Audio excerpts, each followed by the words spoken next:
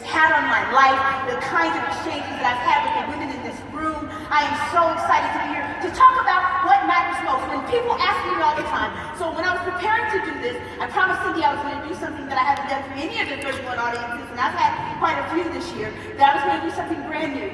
And so when I started to ask God what he wanted me to talk about, I said, Lord, what's at the center of your heart? What is at the center of your heart? What matters most to you? And God said to me, these are the 4 things I want you to talk about, T. I want you to talk about purpose. I want you to talk about principle. I want you to talk about passion. And I want you to talk about people, because those things matter to me. And if they didn't, I would not have planted it in every single person in this room. So those are the things I'm going to be obedient tonight. People ask me all the time, so T, talk to me. I hear people all the time ask me, how do you find your purpose? I heard a speaker once say that the 2 greatest days in a person's life is the day that they're born and the day that they find out why they were born. And so when I ask people all the time, how did you know what your purpose was? People tell me that they're still on that pathway. T, how did you figure it out? And they said there were some different things that I did. The first thing I did is I started to listen to the authentic voice, not the made up one, not the one that everybody thought was for me. People had visions for what I was going to do, and I thought that that was it because people told me what to do. But if I had just been listening to the authentic voice that was already inside of me, I would have been able to figure it out probably at age 9.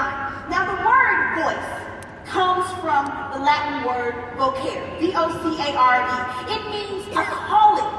And so lots of times when you hear people talk about their purpose, they say they have a calling on their life. And it's because that word voice, having that authentic voice, meaning that it comes from you, it started on the inside. People say, how did you know what it was? I didn't know early, but I should have known early. If someone had been walking me through this in elementary school, I'd be like, man, I was on purpose at 9 years old, balling. But I didn't know it. Nobody gave me the steps.